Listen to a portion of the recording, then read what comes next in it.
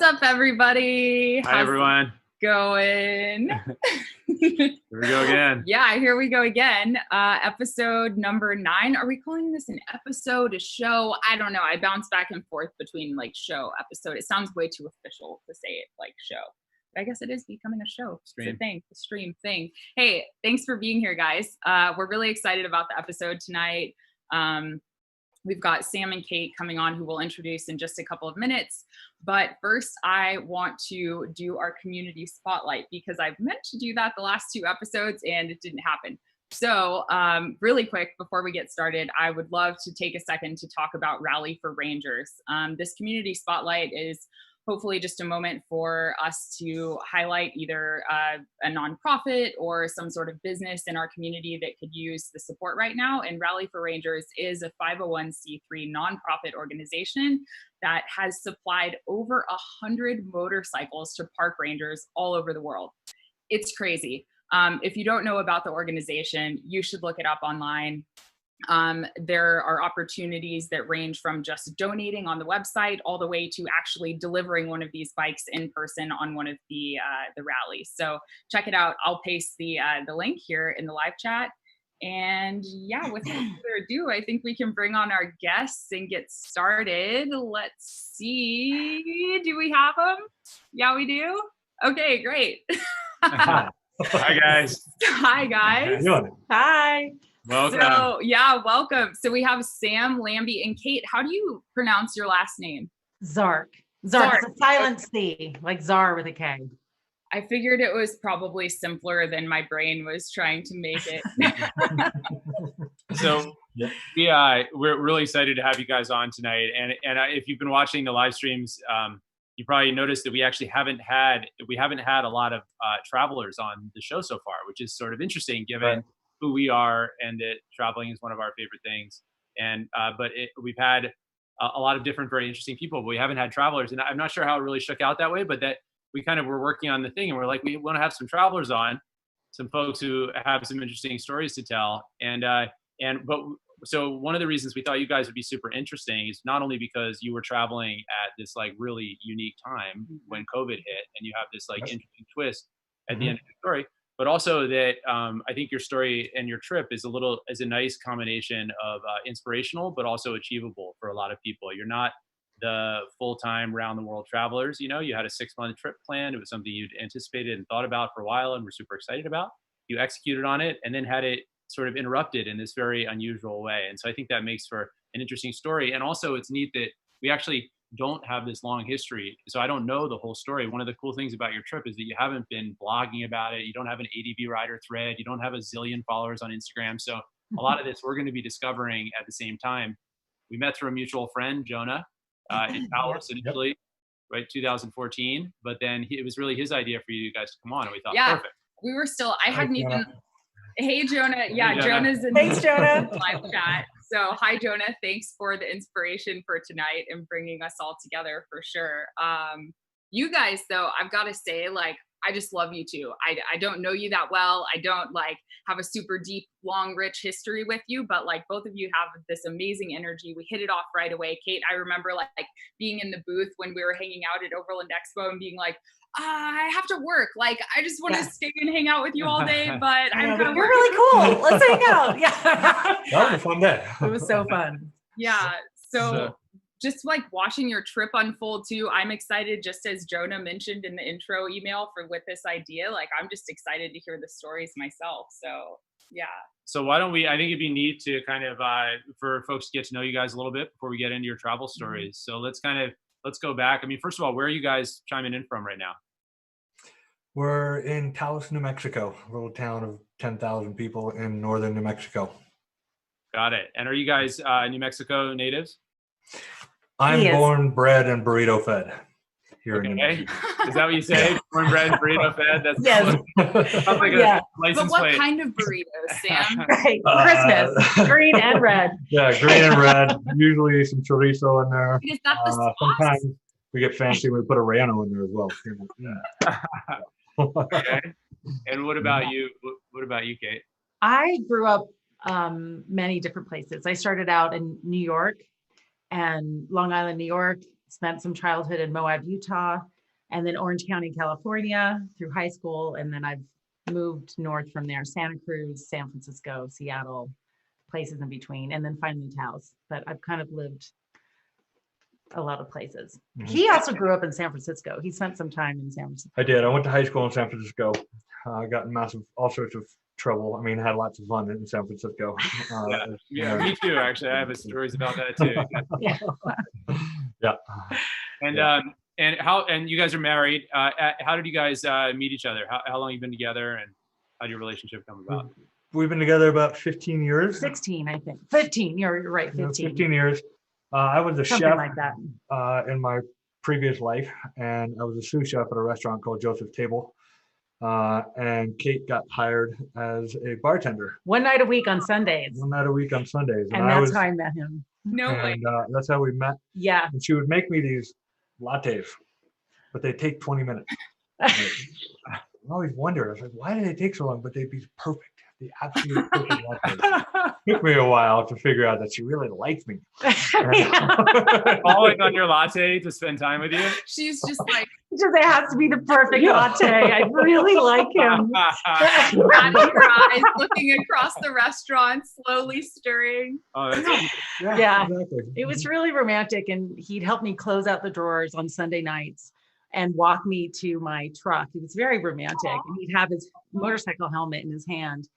And then, anyway, it's a long story. I disappeared on a film once, and I came back after 6 weeks, and he's like, "Oh, you're back. I better ask you out before you disappear again." It was funny. She was sitting in a cafe called World Cup, and she was reading a paper, and I walked in and saw her and just tapped her on her shoulder and said, "Hi, Kate," and said, "Do you want to go out to a movie, like today, now?" like now. Anyway. Now great for me. Is now good. Yeah.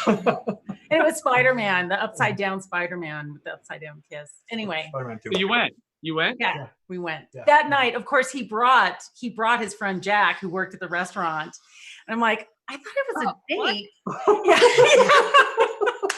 You thought you just And got then Jack is there, but Jack, for Jack's credit, Jack disappeared after the movie, and Jack was the person who whispered in Sam's ear, like, "Hey, I think she likes you.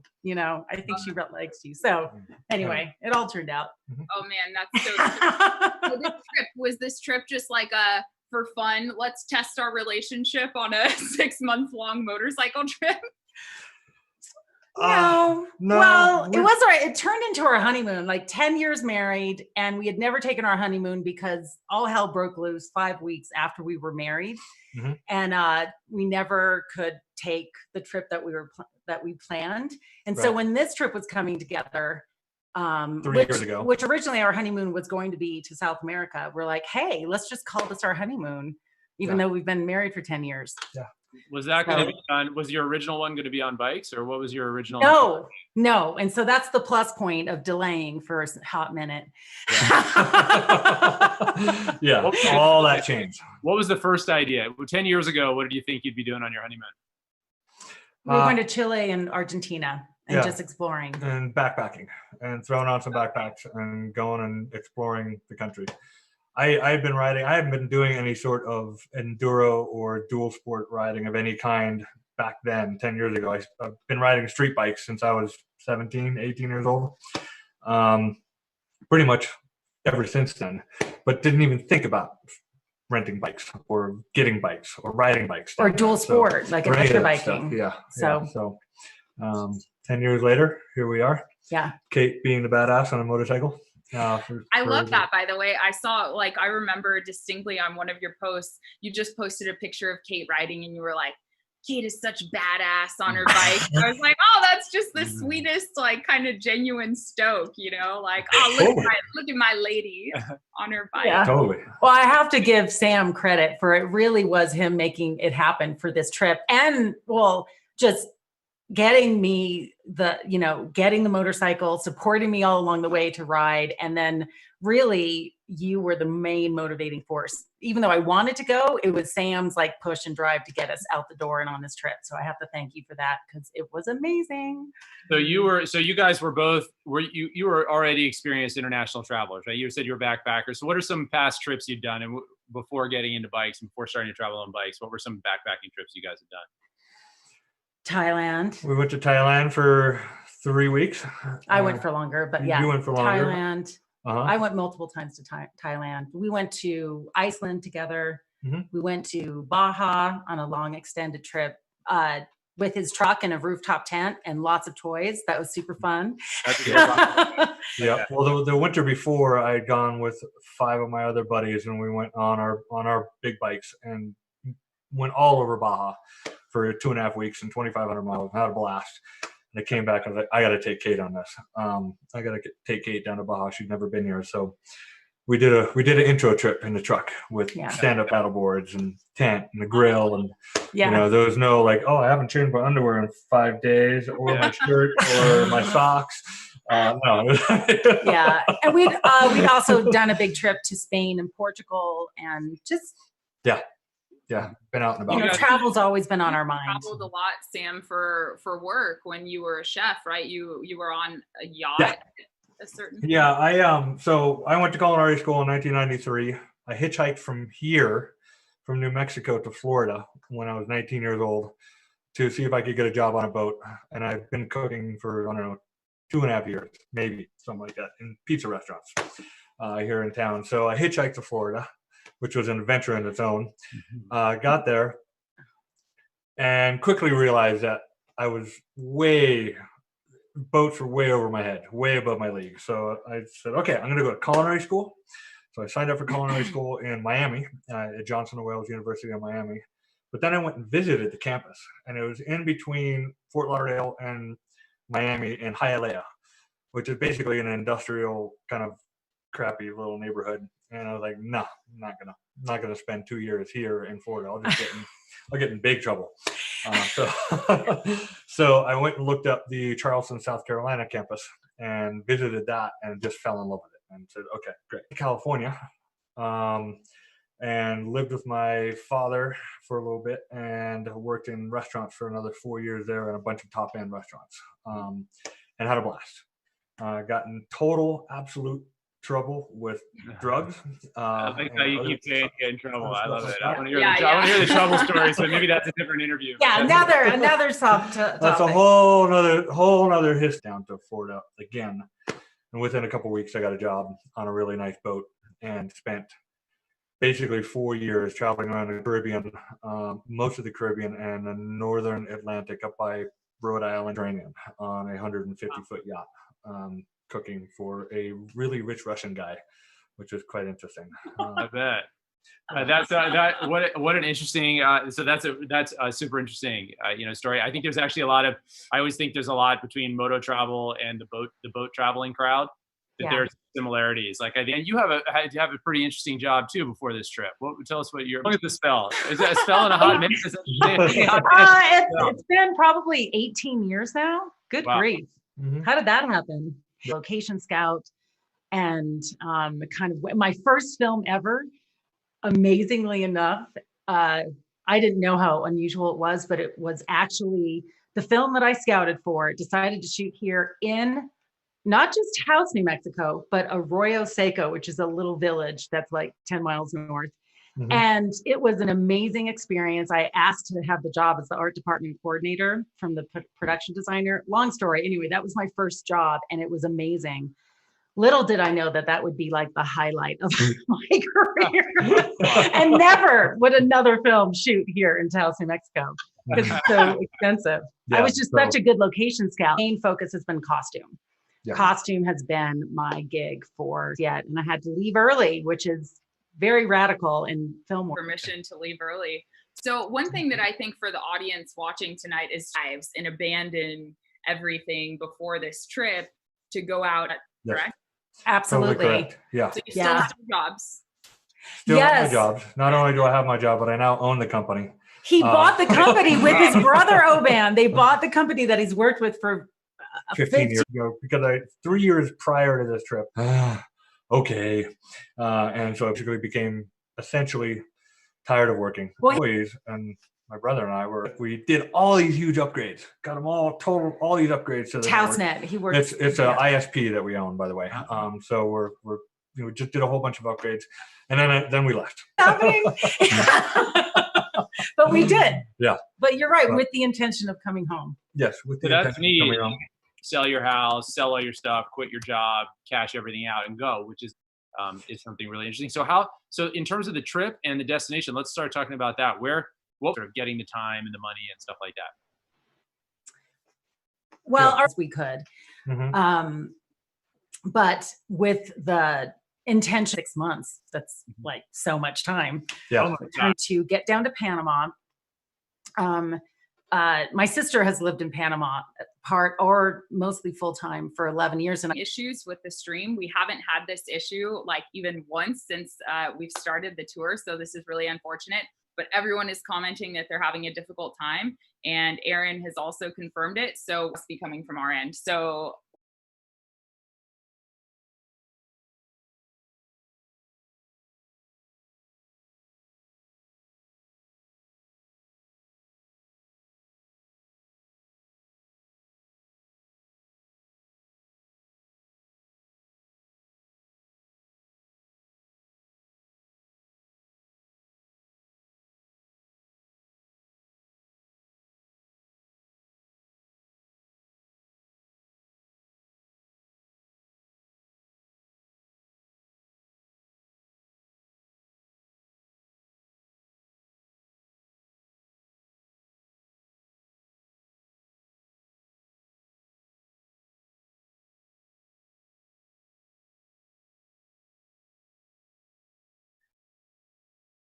sorry guys. Okay, so this is the downside to trying to up our game with the streaming is that I think we've added a little bit of a step of complication, but it's fine. We have it figured out. Thanks for bearing with us. So where were we? Kate. We're talking about inspiration for the trip. Oh, okay. And then where we were going. Yes, and in that order. Okay. Well, we were talking about getting the inspiration for the trip and getting the time off and the money, and then where you were going to go. We're going to just talk about the trip. Yeah, I'm so sorry. Yeah, guys. sorry about that. Okay. Well, for a minute, I don't know why I say that all of a sudden all the time. Hot minute. Anyway, just for a moment, I want to mention that when I was 18 years old, what began the inspiration for this trip for me was when I was 18, I did a senior trip in high school. And we took the train I lived in Orange County, California. We took the train from Tijuana to Mazatlan. And my most memorable time from that trip was the train ride at night in between the cars and looking out at the Mexican landscape and thinking, wouldn't it be the coolest thing to drive through Mexico and just go wherever you want, whenever you want, and just explore and see what happens. Like that was when I first had this idea. Wouldn't that be the coolest thing? Mm-hmm. And of course, lawless land. You're just like, it just had that air of excitement and just mystery. And anyway, in that time of life, anyway, it's 30 years later, over 30 years later, and I never dreamed I'd do it on a motorcycle. But it turns out it is the best way to travel. And so I'm glad I waited this long because there's nothing like it. There's nothing like motorcycle travel. Isn't that amazing that something can stick with you so vividly like that? Like just a little memory. I can totally relate to that. How neat that the inspiration for the trip goes back that far. So you guys, how did you got, so you had your business. Did you go to and you talked to your new partner or your brother, but, how did you get the time off from your job? For me? Yeah. Well, because film work is project-based, and of course it was inconvenient for everyone for me to leave early. But when I took the job, I said, hey, I'm leaving. I'm on this trip. I'm out. If you still want to hire me, that's what the deal is. And so you're like Tom Hanks. I'm sorry, dude. Go in. He's still crying about it. He was like, I don't want to keep in this project. I don't know. Tom Hanks again. fighting off the COVID. Not yet. Not yet, right? Well before COVID. Oh, I know. Dude, the other day I went to watch a Tom Hanks movie and I was like, did he die? Oh, wait, no, he didn't. I thought he died. It was just a second where I was like, remember I was watching Big. I was like, oh no. He died. Wait, no, he didn't die. Never He didn't mind. die. That was in a movie. That was a character. But so that's why the beauty of my work is that it's project based, and I was able to do that. I work with super cool people, my coworkers, and got the blessing. One other thing of my inspiration for going on this trip, where this actual trip, the seed was planted when partly ADV Writer is responsible, because Sam became obsessed with ADV Writer when he discovered dual sport. He was on the computer, on the forums all the time. I'm like, what are you doing? And then, and it turns out he posted our place, unbeknownst to me, he posted our place as a place to stay on Tent Space on ADV Writer. Cool. And what happened was, it was a total coincidence. I was down in Santa Fe on a film, and I on a Friday, I drove into the Santa Fe Baking Company parking lot, and there were 2 DR650's there. And I had just gotten my DR650, thanks Sam, for me getting a bigger gas tank. And these 2 DR650's had larger gas tanks. And I was examining them and looking at them, a conversation. And From Peaky over. Yeah, from Peaky over. Oh, yeah. Up to Taos, stay with us. And they're like, I think we are coming up to Taos. We'll give you a call. Full of bikes, and invited them to come up. It turns out that was the first time actually when they stayed with us that I'd even heard the term overlanding. An old conversation about the travels and that way of travel. I thought, wow. Did all the research and made the plans and met the people and read the ADV Writer. I'm nervous getting on the road. Just oh my God, it's so embarrassing to think of now, but I was just so like, oh my gosh, what are we doing? Are we insane? That the pre-trip jitters. Yeah. And the first day when you're just like so stimulated. Oh, I love that feeling, So how did you guys, why not Africa? And I've been trying to get to South America for like, whether we could ship our bikes from here to South America. South America was the primary choice. And ride them back. And then ride them back, right? We're going to go. That was like $5,500 a bike. And it was a lot of headache and planning, extra stress and planning and scheduling, which I'm not the greatest at. Mexico as an adult. So it was all new to me. I mean, when I was 2, eating the food and checking things out, and what's really interesting. Have to pause again, Sam. I'm sorry. We need to pause. Technical difficulties. Yeah, maybe give it 20, 30 seconds or something. Like open up the link and see if our video's back up, and then send me a message here in the chat. That would be super helpful, because I don't want to get audio feedback on our end. Sorry, we need to pause. Okay. Let's see. I think we should be back. We're back. We're back. Apparently we're back. Someone just sent a message and said we're back. Oh, we're back to the old days of the clunky, like it doesn't, I don't know what we're doing kind of thing. Hey, okay. We're back. We're back. Better. And we're back, everybody. Hi. God, what were we talking about? Up here. There we go. Where were we? We were talking about. And then a couple other people came through that inspired me. Just the Tent Space. Tammy Perry. She took a solo trip on her KLR from Newfoundland to Guatemala. And that was like, wow, that's amazing. Stopped here on the way and met us here. Sorry. There we go. And then she also rode with a girlfriend of hers on little KLX 250's on the entire Continental Divide Trail. From Canada to Mexico. From Canada to Mexico without a GPS, only paper maps. Yeah, and they stayed with us. Total inspiration. Someone just said in live chat, go back to the picky did remind me. Okay, where were we? Was there a question? That was the 10 spot.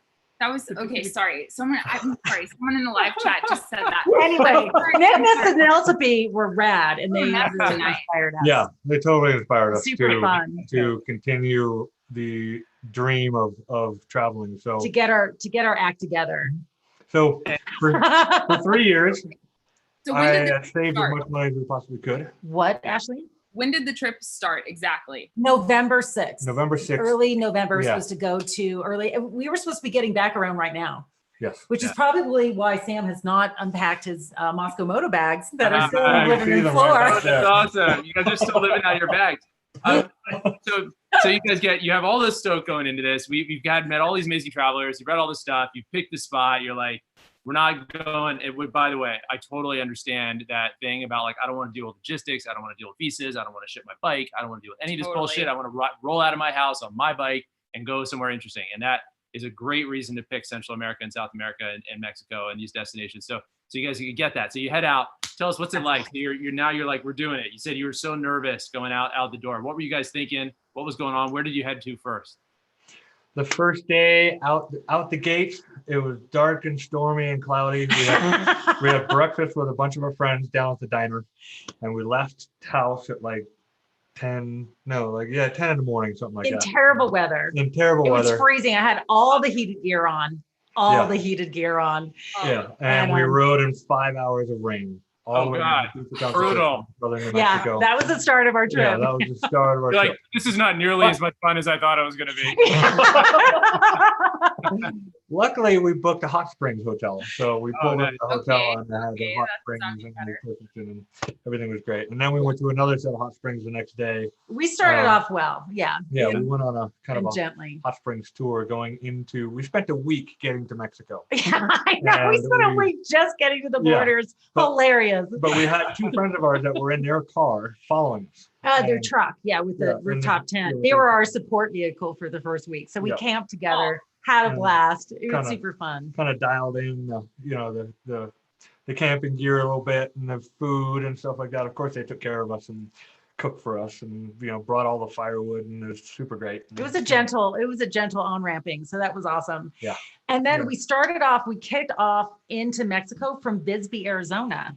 And really, it was so wild because we went through Silver City, we went through Bisbee, and then what was interesting to me, it's because they're both mining towns, and it became apparent really quickly in Mexico of how our trip the theme was mining and revolution. Like everywhere we went, it was the history of mining and the development of Mexico and revolution. Like everywhere we went. Yeah, those were the through threads. The recurring themes. Yeah, and it just didn't really occur to me of just how formative that was. It was so interesting, the mining, the revolution, and of course the quest for good coffee and chocolate. It's good to have a driving force. Yeah, a little history and a little present. Yeah, and on that note, our first goal. We only had like 3 different places we definitely wanted to go on our trip, and the first one was Copper Canyon. So that's where we headed first. Where were the other 2? The Edward James. Oh, Edward James Gardens in Gilitla, in San Luis Potosí.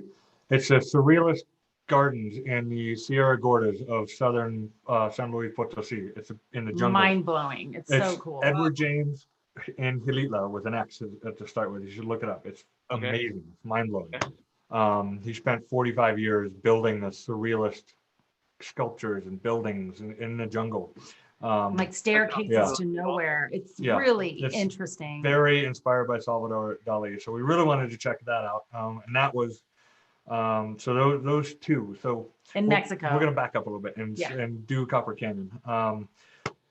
Everybody said, "Oh yeah, let's." What was number 3? Just before we get into what was the third thing that was on the list? Well, Emma Cases, who came through and stayed with us here at our house on a big trip. She lives in Belize. She's from Sweden, but she lives in Belize. And she said, if you're going to make that trip that we had started to talk about, then you have to come and see me. And she, rents adventure motorcycles. And she had just started getting into bouldering. She's like, I'm starting this hostel. I'm calling it the Crash Pad. And you just have to come see me if you're doing this trip. And so it was like, so let's do it. Let's go. That sounds amazing. I want to go check that out. So you had I like that your 3 things. You had nature, art, and people. Those are your kind of free guiding. And they were the only. Did you do any planning? Do you know what roads you were going to take or what tracks or nothing else? Perfect. No. We're word of mouth junkies. We're just So So in a nutshell, we went into Mexico. First day, we found a hotel in. I already forget, some town run by this guy named Tom. Banamichi. And Banamichi, and he had a really great hotel. It was $125 a night. Which is a fortune. Freaking fortune. But we said, okay, we'll but it was a great starting off point. It was a totally great starting off point with a king size bed and 4-poster bed. And anyway, Really great times. And that road on the map He set us up. from Bisbee to Bonamici, is this long, and it looks straight. I said, okay, we'll take that road. We'll get there in a couple hours. That road, as we found out in Mexico, was the best, curviest road you could possibly imagine. Mexico has the best roads, the best mountains, and lots of them. More mountains than you can, more mountains than the Rockies by far. It just keeps going and going and going and going, and it's just so much fun. But it's one long zigzag. Yeah. What was your experience in Copper Canyon like? Quick, unfortunately. We got to Copper Canyon and it was raining hard, and we got into Creel and it was raining. We had a really great ride in there from Basaichi Falls, and then we rode, and Garmin took us on a dirt road that we had no idea was going to be a dirt road, which we found out later. Garmin loves to do that, and took us on this really great dirt road into Creel. And as soon as we got into Creel, it started dumping rain, and it was like, okay, well, maybe it'll be all right. Looked at the weather, found a place to stay, looked at the weather. It's going to be clear for 2 days, and a big tropical storm was coming 2 days, in the next 2 days. Storm. Yeah, So we had those coming. 2 days to do Copper Canyon. So we just made the executive decision to go down to Batopilas from there and take the highway down, which really wasn't a highway. It was more of a gigantic rockfall hazard avoidance path. Many times there was no pavement left. It was all dirt and boulders. Well, you hear going down there. Oh yeah, I heard there was a landslide there, maybe 1 or 2, and it turns out it's just innumerable. It's like 200 landslides. Oh, the entire the whole thing is an obstacle course. Yeah. It was a blast. We had so much fun. It was just fantastic. You got rain on your tail. You're like, oh, we got to experience and explore while we can. Yeah, and you go down to the bottom. Have you been down to Copper Canyon? No, that's why I'm at. It's one of the reasons. Yeah. It is mind blowing. It is so dramatic. The drama, the beauty is just incredible. And you get down to the bottom, and you start off at the top, and it's cold. It's 45 degrees. And you drop down to the bottom, and there's mangoes growing, and it's tropical, and it's 85 degrees, and it's chill. There's a beautiful river running through the valley. Oh man, yeah. The people are mellow. The Batopilas is like 500 people. It's a little village right on the river. So cool. It's an enormous area, right? Like Copper Canyon covers a huge geographic area, right? It's big. 5 times bigger than Grand Canyon, and it's a lot deeper, and it's unbelievable. And can you be all by yourself there, like camp wherever you want, just have fires, nobody sweats you, or is it a little more? No, that was okay. So Not that so area much. There's a lot of cartel there. A lot of cartel. It's controlled by the cartel. So Mexico in general is not very friendly for camping. Number one, there's not a whole lot of public roads or public areas to camp. Surprisingly, we did some, but not. Yeah, we did some here and there. But hotels are cheap. They're anywhere from $11 to $25 a night, depending on where you're at. So we stayed at a great hotel called Casa Juanita's. It's amazing because every place is set up of no matter what the obstacles are getting in, of course you can bring your motorcycles inside the courtyard. It's just standard practice. We rode right through the guy's living room into the courtyard. We didn't mind. They know the drill. Then we had 4 key players show up that shaped our entire trip after this. And they were all Mexicans from Guadalajara. On their adventure bikes. They had trucked their bikes up to Chihuahua and then flew to Chihuahua and then rode their bikes down into Copper Canyon. And they were spending 4 days there. And they stayed at the hotel where we were staying. And it was Chewy and Roberto and Andres and Jimmy. Jaime? Jimmy? We'll call him Jaime. Yeah. Anyway, I don't remember. We had a great time. We had a great night, and it was so fun to talk to them. Yeah, totally a great night with those guys. They were super fun. We all ended up going out to dinner, and of course, Mexican hospitality, they won't let you pay. They were like, nope, we got dinner. It's super great. But so they talked about going on the famous Urique to Batopilas route, which is a big dirt road that's 5.5 hours long and super intense and crazy. Lots of exposure. With lots of exposure, which made us decide how loaded up we are and with the technical difficulties that we felt. It was a little over my head at that right out of the gate. Yeah. So at that point. That's a little stressful at the beginning of a trip, to have that. Yeah. Yeah. Sorry. But those guys after we left, we went out and we went back up to the canyon and went out and escaped Copper Canyon and went to a little town called Baeza. But we kept in touch with them. And one guy in particular, his name was Chewy, short for Jesus. Don't know why, but seems to be. Everyone has nicknames. Everybody, but we stayed in touch with him on WhatsApp, and he ended up being our tour guide for 2 months. Our Mexico tour guide. He just cared so much that we had a great experience in Mexico, his country. You know, that he really took it like as a mission of like, I'm going to make sure they know about cool places to go to and how to get there and where to eat. And he just cared so much. It was really sweet. It's awesome. Amazing. While we're talking about people really quick, I want to say hi before I forget. I want to say hi to you guys for Luis Manuel Diaz. Hola. Hola. I'll give you a little. My Spanish is awful, so I was a little embarrassed. I was like, "Oh yeah, gotcha." Luis Manuel Diaz. He's amazing. Another amazing guide. Hola. Hola. ¿Qué tal? Spanish? You guys speak Spanish? Un poco. Hablamos español. Más o menos. Yeah, más o menos. Yeah. for food, drinks, conversation. You know, the more you drink. Right. Yeah. I know, I know the smallest amount of Spanish. But he was amazing. So shortly after that, with Luis Manuel Diaz in this thought, shortly after that, we were in a little town called Sombrerete. And we were in town. I was just coming down with a cold, so I'd gone to a pharmacy and picked up some medication. And we stopped at a gas station, and this guy pulls up on a beat up Honda Goldwing, covered in stickers. And like a bat out of hell, he comes into the gas station like, hey. Yeah, he's got a leather jacket on, like a Harley rider, and he's got his wife on the board. And he's speaking Spanish a million miles a minute. Blah blah blah blah. And he says his name is Provechava. And he's a very just super friendly, and said, you basically in Spanish, he said, you must join this WhatsApp support group called Apoyo Mexico. Means Mexico support, and it's a huge 500 rider plus support group on WhatsApp. From people all over the country. Yeah, it's massive. And so if you join a group, and the rules are you check in and check out. So you say I'm here in Batapilas and I'm going to Durango. But you have to get invited into the group, and then you accept the invitation, and there's certain rules to get that. They're very loose, very easy. You check in, you check out, so people know where you are. So then you can also say, hey, I am coming into Tequila, and we need some tires, and we need a place to stay. And people that live in that area will say, I've got a place to stay. I know where to get some tires. I'll be happy to help you. And they usually end up feeding you and giving you a bed and taking care of you. And it was those guys changed our trip completely. So this is why you guys were a Kate and I trip. So much time there. That's why. Oh yeah, it's true, because then you meet people and they're like, oh, you must go here and you must take this route. And on the way, you have to stop at this restaurant and you must order this. Yeah.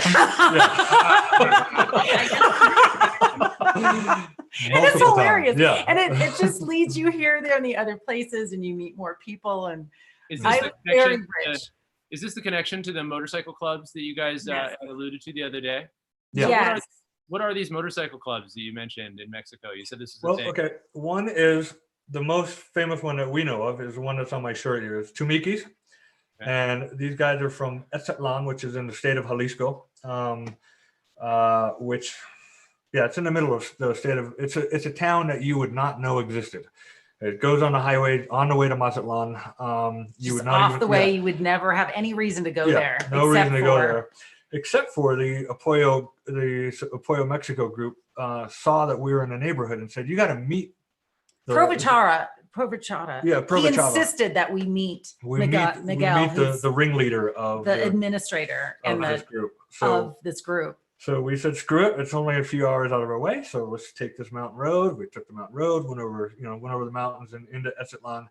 And we ended up spending 4 days with those guys. Right? Yeah. 4 days over Christmas, where they had a Toys for Tots run, which ended up being about 150 motorcyclists, 5 trucks full of toys, with kids throwing toys out in the street to all the little kids at night, and all of us racing through town. It was pure insanity. Total it was insanity. absolute mayhem and chaos. And the whole town turns out. Everyone's lining the streets. There's lights and fireworks, and kids are running out in the middle of the smoke with toys being thrown in. Nothing dangerous at all. No.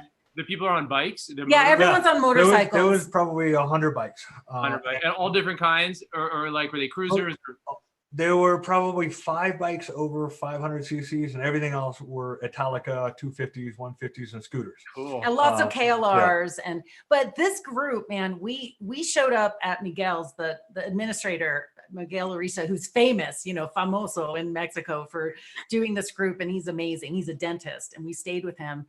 And we just had the time of our lives. It was such a blast. Yeah. I mean, we get there and, on their rooftop that night, they have a party basically hosting us. Like, we're here to show you a good time. And no one speaks English. And 20 people showed up, and they start cooking at like 11 o'clock at night. We were about to sneak out because we were starving, right?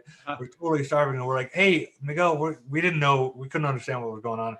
We're like, we're kind of hungry. We're gonna go down to that little taco stand. They go, no, we're making food. We're making food for you. Yeah, and they bust out a grill and a tortillas and like a stew, like a really great stew, and tons of beer and Bacardi and Coke and all this stuff. And they're all about just showing great hospitality for travelers coming through. Anyway, it just it evolved into quite the adventure there. And and so they kept on talking about this toy run. Oh, you have to stay for this toy run. It's amazing. And I'm so glad I did, because it is one of the most memorable experiences I have. I was on the back of his bike through this around the entire town, and you can tell it's a really big event every year that everyone shows up for, and they have 5 pit stops where everyone stops, and woohoo! It just was so festive and so community oriented. And when it's all over at 10 p.m., you leave a whole big group of you, of the Chimikis, and all the whole family members leave 15 miles away to camp on a ranch in the middle of nowhere. At 10 p.m. is when you just leave town. And then it starts from there. Everyone sets up camp. There's this big, huge area that's built for parties, and the food comes out and the music. We were just destroyed. So we finally make our way to our tent at 1 p.m. 1 a.m. 1 a.m. And at 1:30, the band showed up. Yeah, at 1:30, the band shows up. It's going till dawn. And it's just... They know how to party down in Mexico. Totally. And all these different generations. And it's just so festive and so welcoming, even though very little to zero English was being spoken. And basically what you hear is way, like, when Spanish is so fast and so indecipherable, and you're really tired, and it's still a blast. So did these clubs, were there more of these clubs like this one that you interacted with on the trip then? Well, under the same umbrella, there's Mexico, Apoyo, Mexico, Apoyo Central America, Apoyo Lama, which is Latin American Motorcycle Association. Then there's Apoyo South America as well. So it's Central and South America. It's a huge WhatsApp club. Is there overlap in the membership between these groups? Yes. Yeah, there definitely is. So if you can talk to the administrators and say, hey, we're going into Guatemala, and say, okay, great, we'll kick you out of the Mexican one and we'll put you in the Central American one. But there is overlap, some of the same members, and it's just so amazingly helpful logistically. Yeah, like you guys just let it sweep you away. You didn't even resist. You just went with it. That is the beauty of not having a plan. Like you talked about at the beginning, there were those 3 things that you had set in your mind to do on the trip. But otherwise, you had 6 months to do whatever you pleased. And so we both thought that we would be going through Mexico in like a month and a half. We'll just blip down. We'll get into Central America. We'll be down in Panama by, in the 3rd month, and then we'll go into. So I just want to show you. Mexico. I know Mexico. It's mind-blowingly beautiful and dramatic and magical. I can't say enough great things about Mexico. And safe. And super freaking very safe. Yeah. But I just want to show you just for a second, because I think it's so awesome. So Provechada, he gives you patches Oh, cool. Stickers, right? Patches and stickers. It's so fantastic. And then Winston, who we stayed with, who is the head of another chapter in Campeche, that's his sticker. No, It's that's so really odd. I just love how like people get their own like nicknames and they're like design their own stickers and badges, and it's just such it's so creative and Yeah. tight knit motorcycle. and they all know each other. Like we brought up to Winston months later in Campeche in the Yucatan about the story of Provechada. He's like, oh, I know him. He's my brother. You know, like they all know each other somehow. Anyway. What a neat resource for other travelers headed down that way to know For about. sure. And I guess if people have questions, maybe they can find you guys on Instagram and hit you up. I actually, you know, there's all these little tips that people pass along. I've never heard this particular one. No. And I've interacted with motorcycle clubs on other continents and other places and had nice experiences. Indispensable. Quite like what you're describing. So that's pretty cool with the WhatsApp group and the overlap, and you know that's really neat.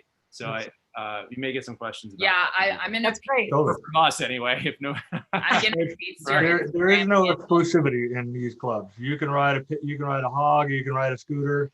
Doesn't matter if it's two wheels and you're having a good time. They'll invite you in. It's so welcoming. Yeah, and you know if you don't speak Spanish, use Google Translate and translate everything that you want to say and stick it on WhatsApp. And somebody will get back to you and say, oh yeah, you know, you can get tires from, you know, Hector over here in Llantas, blah, blah, blah, blah, blah. And if he doesn't have them, then he'll find somebody else that can get, you know, and it just goes. Oh my gosh, Winston, circle. what did you need? And Winston just like, I needed tires, right? Yeah, in like 15 minutes, he had contact. It was amazing to watch them do their magic. Yeah. You know, on WhatsApp. Takeaway from world travel is just like people are endlessly kind and helpful. That's like the overall. I mean, if there was one overarching theme to like humanity, as you sort of travel the world and get to know the larger human family, for lack of better terminology, you learn that they're pretty kind.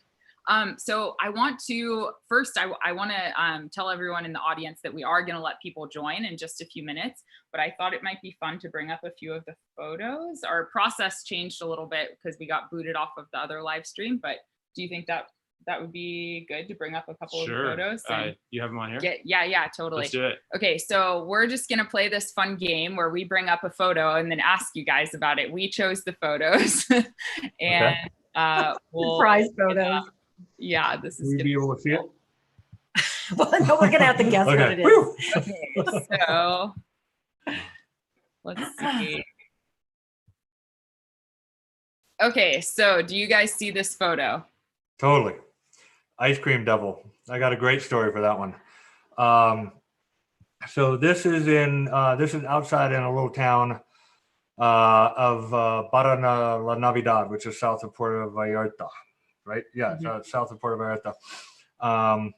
And I had to go get some money from the ATM because we were about to go into the mountains and disappear. So Kate stayed in Barra Navidad and I took the 45-minute ride because the other 3 ATMs in town were dead or completely salt ridden, or people like to attach chains to the ATMs and drag them away with their trucks. So you have to go. Wow. Easy way to make a few bucks. You have to go.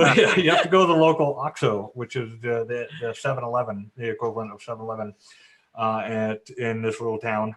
And I show up, and it's a whole parade.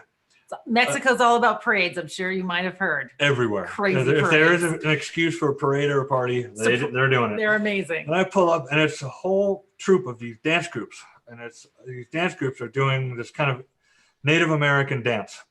And there's one group will be dressed up as Native Americans. Another group will be dressed up as priests. And it's all about the Virgin Mary Guadalupe. Because it was, during that time, it was the celebration of the Virgin Mary Guadalupe. And those guys, that one guy those are ice cream cones. That's great. Ice cream cones hanging off of him. And then the devil's hand.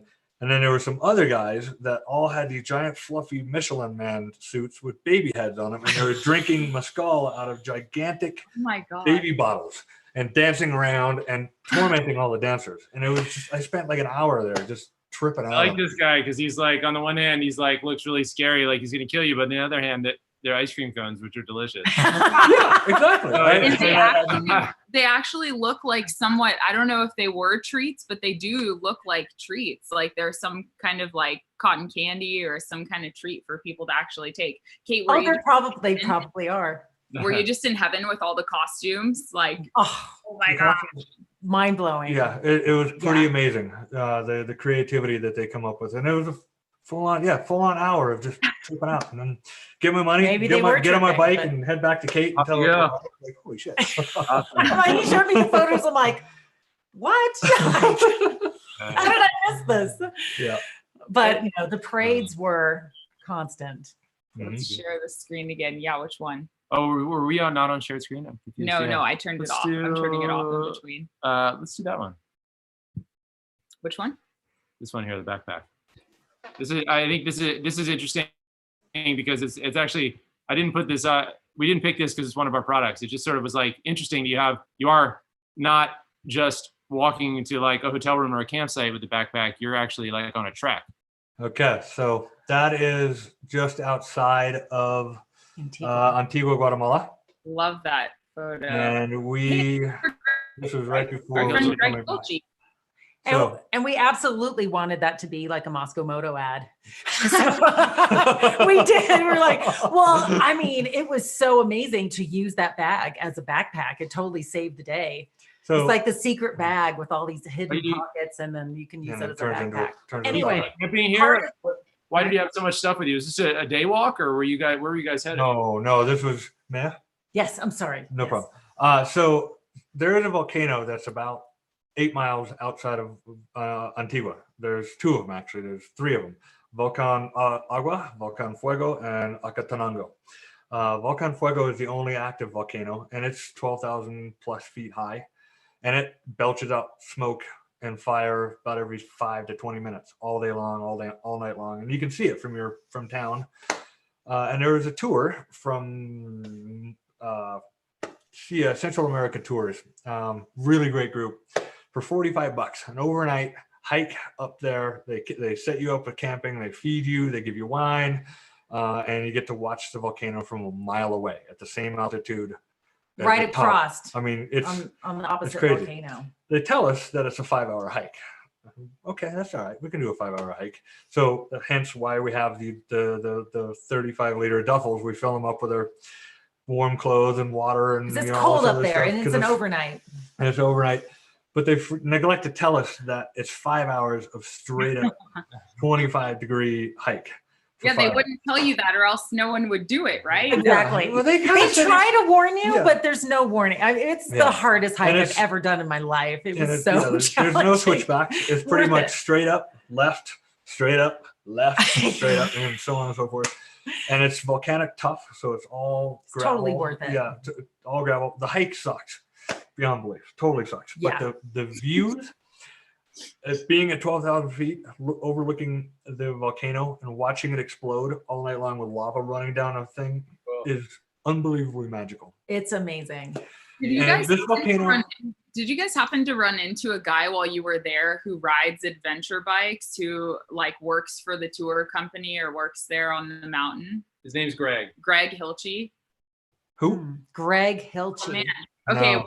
We'll have to connect you guys offline. He actually does tours. He's a friend of ours who was on a round the world trip. He introduced us. He introduced us. He's the reason that we're dating. So you're kidding. The guide's there. He was on the live stream a little while ago, but I think when we had technical difficulties, we lost him. So he's still in Guatemala. And I was like, oh, what a world if you guys met him while you were there. But did not meet him. That's amazing. And that same tour, and he probably can do it, backwards in his sleep. And I'm like, oh my God, I'm still recovering.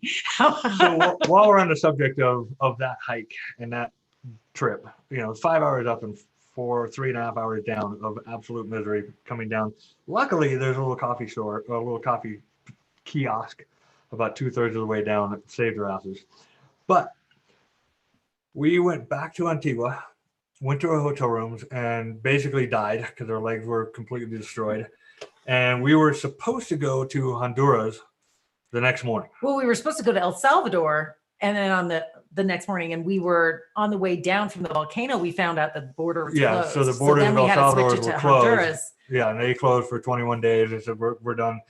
So we got down there and we said, okay, all right, we're destroyed. Let's wait a day and see and figure out what it's going to take to go through Honduras basically as fast as we can and get into Nicaragua and then check out Nicaragua and go from there. Well, that next morning at noon, Honduras said, we are closing our borders at midnight. No ingress, no egress. Yeah. So that pretty much sealed the deal for us. We were so lucky that we didn't Yeah. get stuck in Honduras Yeah, we by were. just pausing. Thank goodness we paused, because we would have been in Honduras. Yeah, we were in so much pain that I felt like I was a 95-year-old that had hip replacements that didn't work anymore, trying to step off of a curb. I swear. Maybe we need to get in better shape. I don't know, but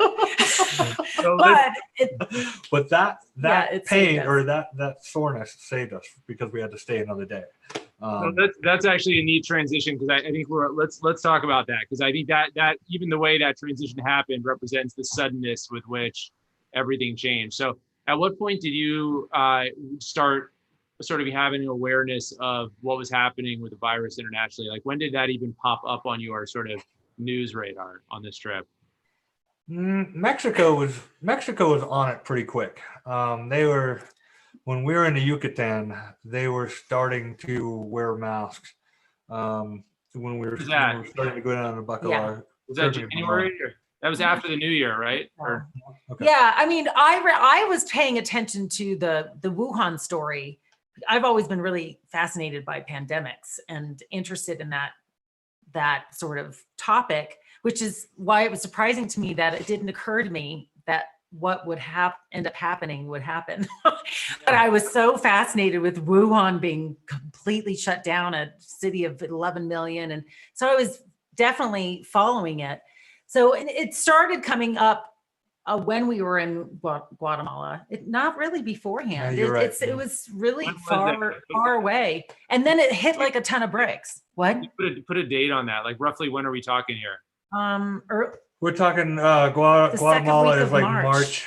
March 5th, 6th. Oh, like okay. that. So all the way in Yeah. March is when you're. I mean, what about January and February? I mean, there you're just following it on the news, and were you just thinking, well, Yeah, it's follow it on the news. it's too far away, or?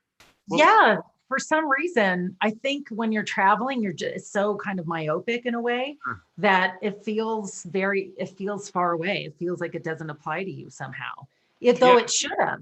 Well, it hadn't. Wuhan have to do with Guatemala. I mean, yeah, I could see that. Like, it's like this completely different thing. You're like, wow, that's so interesting that's happening there, but you wouldn't be thinking, oh, this might completely derail our trip. Right. And then we started getting hints of it. And where it did first come up, which was interesting, is there was a conversation about the lack of Chinese tourism. There's people from all over the world, but no one That was in from Belize. Yeah. And that was still in Belize. You're right. And Yeah. and when we were because we went on this big scuba diving trip, and there was conversation about that because no one was traveling from China. And so that was, interestingly, the absence of tourism of the Chinese tourists was kind of the first indication. And then it kind of started seeping into everyone's consciousness, especially in Guatemala. It kind of hit like a ton of bricks. And then suddenly people that were from all over the world were talking about having to get across the world or home somehow or not. But mostly it was like a complete derailment of everyone's plans, whether they were people who lived, like for instance, in Antigua, and expats, or tourists. Yeah, who were desperately trying to get flights out back to Denmark and South Africa and Australia. A lot of the restaurant servers were all expats, or not even expats, but 20-something-year-old people that had been living in Antigua for years, and all of a sudden they were like, "Oh, we're out. We got to figure out how to get home." It was a mass exodus, and it was just so fascinating. I just wanted to know everybody's story, like where are they from, and what are they trying to navigate, and you'd run into people like this one sweet couple at a cafe, and everything seems fine and normal, and you just strike up a conversation, and then just scratching right below the surface, Yeah. there's like so much emotion and drama and dismay, and like this one girl just breaking into tears because all of her, it was just interesting. She was doing her thesis in Antigua for a Canadian school, and it was just getting into the thesis, I believe, and was like, okay, well, I've been here for 6 months or whatever it is. Now I got to go home.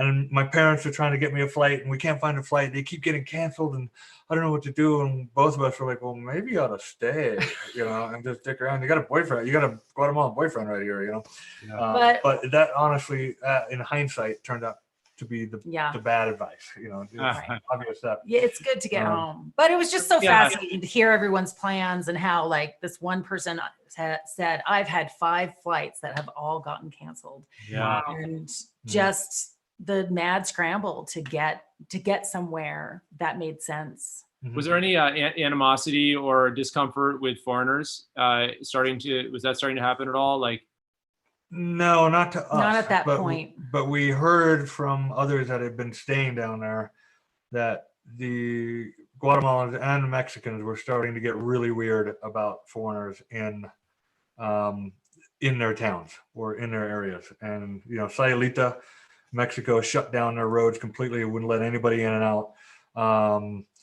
San Miguel de Allende shut down all of their restaurants preemptively, and many other establishments. Yeah, but we like got that. pretty lucky. I mean, there was definitely a sea change that happened from the time that we left Antigua to the time that we got back to the US, and the time it took to traverse that area. You could feel the energy changing big time. Yeah, you probably barely even had the time or the wherewithal while it was happening, though, to realize, like, you were just kind of charging to get back, but then you got back and probably thought, ooh, that was close. almost didn't make it. You guys will never forget that. I mean, what an interesting moment. I mean, who would have thought, Yeah. And it must have happened very fast. Like, did people go from, how long did it take for people to be like, this is interesting, and sort of nonchalant, to being like, I got to get the fuck out of here? Like, what was that period of time? Very short, 24, 48 hours. Wow. It was just like, no, I mean, it felt like a ton of bricks, just like, and it was super fast. But I really feel like the sports seasons being canceled here in the US was huge. I mean, the US news and the US, like, temperature about any certain situation has so much impact on the world and the world's understanding of even a pandemic, apparently. And so I think once the sports seasons were canceled and Tom Hanks got the COVID. It's funny that Tom Hanks comes back in the story. That was that made it real. Yeah. Yeah, it really did, It really was. Yeah. Okay, guys, we have a special guest I'm going to admit to the meeting. I think you'll be excited about this one. I bet you can guess who it is. I bet you can guess. Yeah. Can't imagine. Jonah! Hey, Jonah. Hi, guys. What's up, buddy? Everybody, this is our friend Jonah, and Jonah is actually responsible. We mentioned him earlier in the stream, but Jonah is responsible for all of us being together tonight. So thanks, Jonah. Thank you, Jonah. I'm so glad we were able to do this. Dude, you got a wicked stash going. Look at your quarantine stash. That's awesome. I'm kind of surprised that nobody else. Oh, it's waxed, yeah. Oh my gosh, Jonah, you're cracking me up. I'm kind of surprised that nobody else has the COVID stash going tonight. Well, I cut my own hair this week, so I have the COVID. You can't quite see how splotchy and inconsistent it is, but it is. I have some, hair personality going on in my own. But I'm about ready to do my own haircut too. Yeah, it was actually quite liberating. I mean, part of me can't wait to get back to a barber, but there was something, I've never cut my own hair before, so it was he just came downstairs. It literally reminded me of when my brother was like 5 years old, and he came downstairs and he'd taken the clippers and just put a line straight down the middle of his head, marched downstairs so proud. I cut my hair. That's how he was. He like marched downstairs and he's like, look what I did. Yeah, when you turn your head to the left there, you got quite the spoiler action going on. There's a lot going on in the back. He meant that. The front's okay. You would think I would help him out. What's wrong with me? Whatever. It's quarantine. Jonah, Good to see you. I noticed that Ashley has not a hair out of place. Every hair perfect, Dude, as Warren Zevon would say. It's my, like, we were joking before the live stream tonight. I'm going for the Fonzarelli look, the like happy days. It's perfect. It's totally becoming. Rocking it. Thank you. I've been hiding my hair under my favorite hat, but a bird took a shit on my hat yesterday. So now I'm like, well, fuck, I guess I'm not wearing this thing anymore. Yeah. You can take that off, you know. You can get that off, you know. Yeah, I know, but I don't know. I'm just too lazy, I guess. So Jonah, does this get you all inspired to go do a trip when COVID finally leaves us alone? Oh my God, I'm going nuts here. Like sending out text to all our friends who are on this feed, like, where are we going next? Yeah. Where are you going next? I'm scheduled to go on the DeCall in a month, and kind of we've been texting about that, feeling a little nervous. We were supposed to go last year and had to turn back because there was too much snow, so we headed for Utah. And I'd love to go on a motorcycle adventure, like seeing Sam and Kate come home and feeling so inspired. At the same time, like there's a part of me that like doesn't want to show up in little towns in South Dakota and be like, hey, I'm from New Mexico. Could I buy lunch and some gas? 100%. 100%. You know, it's I think a lot of people are feeling that right now. We have some friends who in Southeastern Oregon, they have a store and gas station there and stuff. And we kind of put it in a restaurant attached to it. We put it out to them. A very small rural community. Very small town, like 16 kids in K through 8th grade. In the elementary school. It's tiny. Tiny. And you know, and her answer was, you know, that they would love to have visitors. You know, they want to keep everyone employed. They need the business. And they just asked that people be, you know, respectful of not only the state guidelines, but also their individual guidelines, you know, for how they're managing their store and their restaurant space. But yeah, they were like, yes, we want the visitors. We want the business. Just, you know, please understand, it's not like it normally is. You got to call in your food orders before, you know, some things like that. Just be understanding. Don't freak out. But that was their answer. And that kind of gave me, I was like, okay, I could see that. You know, I mean, I think most of the people you'd be likely to interact with on a trip are going to be quite happy to see you because business is off, you know.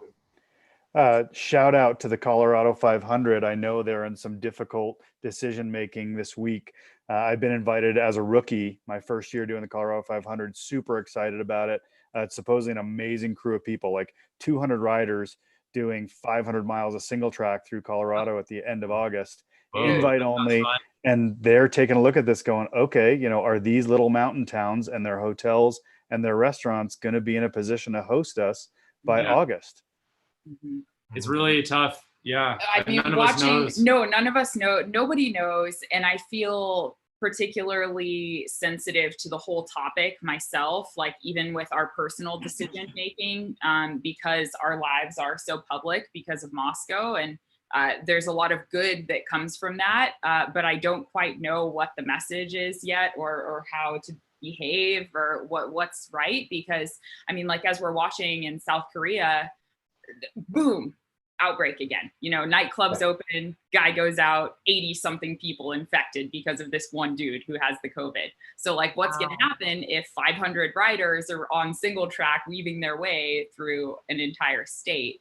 And everybody has different boundaries. Everybody has like, everyone's been careful in their own definition of the word. And so what's our social responsibility for like limiting the exposure? I mean, there's no justification for like, oh, I just had to go ride my motorcycle and go interact with all these people. It does seem like big groups versus individuals and small groups. There is a slightly different, I don't know why, but when I say it out loud, one of them feels a little easier to process than the other. Oh, totally. I mean, if Sam and Kate and I go out for an afternoon motorcycle ride and we just fuel up in the morning and then take a day and pack a picnic, not a big deal. But if you have 200 riders coming from all over the country and, you know, bringing all their gear and trying to stay in hotels that are probably going to be maxed out at 50% occupancy, like it could create some logistical nightmares. And the bigger the group, the higher susceptibility for screwing it up, you know, and especially if it's like party vibes or like everybody's letting loose and oh yeah, okay, we're finally free from quarantine and everyone's drinking and smoking a little weed and getting a little closer as the night goes on, and like next thing you know everybody's screwing up and then you're like, oh well, okay, I guess like, oh, whose beer is this? Exactly. You know, we Jonas, obviously you guys are friends and know each other from before. Maybe while you're on, we could we kind of were talking about, we were just getting into the experience these guys had in Guatemala when the COVID hit, and I have a pretty specific question for them. Yeah. Oh, Great. good. Go. These have been some of my closest friends for longer than I'd like to admit. I DJ'd their wedding. I mean, just two people that I absolutely adore, two very different personalities. You obviously are just getting to know them tonight. But Sam Lambie is somebody we call Slamby. He's one of the fastest, like most aggressive riders I know, and will throw himself at anything at least once, if not twice. And Kate, we lovingly call La Tortuga because she's like very calculated, and whether the terrain is nasty and technical and she's fully loaded, or whether it's like kind of easygoing dusty road, like she rides the same speed. Incredibly consistent. So the question that I have is, what was the relationship dynamic like for you guys on this giant adventure? And did you see a change in your relationship trying to balance each other in the packing and in the planning and in executing the adventure? It was perfect. There was not a glitch. Oh, come on. I totally believe that. Never argued. Nothing. No. I thought about a question like this before we got on tonight, and I was like, I want to get the real, I want the dirt. Like, tell us, you've got to give it to us. Come on. Oh my gosh. Okay, I'm going to let you start. Well, with a happy ending, I will start out with, we had some of the most epic fights we've ever had. Yeah. But it was super interesting. And here's the thing is, you have to work it out when you're traveling, because it took us a while to get into a rhythm and work out some kinks and kind of bring both of our awareness to like our dynamic and how it was going. And like 2 months to really figure out how to. Well, a month point, that was what we all along the way, we like move into different layers. But I have to say that, in the end, it was really healthy for our relationship, and it was very bonding, and it was super fun. And I don't know, not to sound all cheesy and everything, but I remember thinking along the way of like, wow, I know it's cheesy, but it's like just getting to know each other on a whole nother level and on different, True. It's very bonding. And then you have to work out conflict, and you have to get creative, because in normal life, you can kind of kick it down the curb. You can have, or you can get mad at each other and go storm off in normal life and go storm off upstairs. And I go in the garage and then we come back and, kiss and make up. But on a motorcycle trip, you're stuck with each other. You're in the middle of a strange town in a foreign land. You can't say, F you, get that, I'll see you tomorrow. No, you can't do that. You got to sit there and eat some food, chill out, breathe. You can. I'm having this. Okay, I'm really freaking sorry I did that. I'm really sorry. It was just really interesting. That's one of the things that I really liked about it, is just how much self-awareness you had to, not to go all hokey and everything, but the self-awareness part of traveling can be intense, and moto traveling, because it's not just about your relationship, it's about self-awareness and why you're having that dynamic and being able to change. So the answer to your question, Jonah, is I did find some changes in terms of how we communicated, how we figured out how to communicate more effectively and better in a more fun way, and just to have more fun. And I was really impressed with Sam. This was a huge win. Like, he realized early on that a very important dynamic to when we were not getting along and we were stressed out, or it just wasn't all that smooth. When we weren't getting along, he recognized, oh, it's because I'm hangry.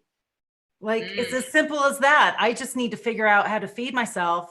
And that solved so many problems. It's just a simple thing of like, have some snacks. If we're going in about to navigate a big city, like, make sure we eat before we go do that. And just simple logistics. Yeah. I mean, I put a lot of pressure on myself. Were you guys on intercoms during the trip? Yes. Okay. Yes. And that was actually part of the issue. It created sometimes some problems. Part of the issue, because you're constantly talking to each other all the time without any facial expressions or without any body expressions. And you're hearing everything somebody says, from a sneeze to a mumble or talking to yourself and all this stuff that, you know, and Kate is extremely expressive. When she's riding along, there's lots of, ooh, ah, oh, you know, just little bits and bursts. And I take it because I'm the one that's navigating. I'm the one that's going, okay, we're going into this town. We're going here. We're going this. So I'm listening to this, and, you know, she's usually in the back or sometimes up front. I'm listening. I'm like, what? And she's like, no, I'm fine. It's just a pothole. It's like there's just a dog. It's just it's not meant for you. And so figuring out like how to judiciously, pop out. Yeah. How to judiciously be on our scenas together was another huge. Like between the two of those, that solved a lot of. Do you ever feel weird like turning off the other person? Yeah, like you're like, it's a really hard thing to say. Like, I'm gonna turn you off now. You know, or like I'm going to listen to my book, or I'm going to listen to music, but I always feel like it has to be like really sensitive. Like I don't want to see my. I just leave sometimes. I'm like, boop. She does do that. I'm a little bit like, where is she there? Ashley, are you there? The amazing thing is nobody else can tell you're having a massive argument. You can be in a big group, right? A big group, and all you see is somebody's head bobbing like this, and you think they're having fun, but no, you're yelling at your partner. Meanwhile, people are coming by in a car like, wow, that's so awesome. I want to do what those guys are doing. And you're like screaming at each other in your head. I can tell you guys that I've been screamed at by both Sam and Kate before, and it's not fun. That's why Sam admitted to me the other day, like when we were talking about like the trip and the kind of communication they had in the adventure, he's like, imagine like 80% of the communication in your relationship being through a Sena Bluetooth headset. I was like, whoa. Whoa, what a trip. Hey, we've had a good question. Actually, it's been lingering for a while, but Sam Jones is wondering, what are the 5 most essential items that you took with you on the trip, or like, what's your kind of must have? That is a really good question. Here's one right here. This was always full of either tequila or mezcal. Yeah, this softened the edges. Labeled very well. I was gonna say, your gas tank. This was actually inspired by Mickness and Elzeby as well. They said the best thing to do when you're traveling is Because it can't break. put your liquor in these things. Nobody looks to see if these. So yeah. that's one. You know, nobody looks to see, especially when you're crossing borders. They think that's gas.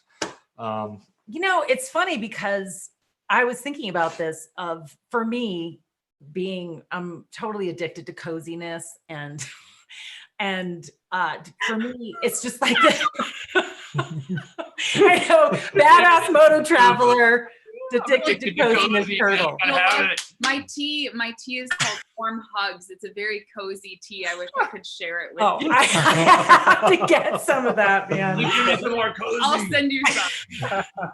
Okay. Yeah, the badass cozy train. Anyway, so just my Yeti cup, my Yeti to go cup for coffee.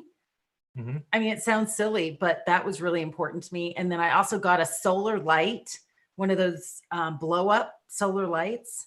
Yeah, those little rechargeable things. You can you can stick on your backpack while you're riding and deflate it so it's a little pancake, or you blow it up. Many people have probably seen them in party scenes. Use the heck out of that thing. Indispensable. Where did we lose it? Oh, it was on top of the volcano in the tent. The volcano ate it. Yeah. It was the volcano ate it. So those are 3 things. The other thing for me, my moto jacket's right here. The other thing for me is, as a guy traveling with overloaded Moscow moto bags, stuff full of stuff, a hat like this gets destroyed, right? You have to stuff it in your thing and it gets destroyed and it looks like crap after a while. So I, from Moto Skivvies, I'm not plugging you guys, but I really like your stuff. This hat is great because you can just take it off. How does it look backwards? Can you show me what it looks like backwards? Because that really matters. Backwards. Yeah. Okay. Yeah, that's I all can right. dig it. That's cool. Yeah. Cool. I'll have to try that out.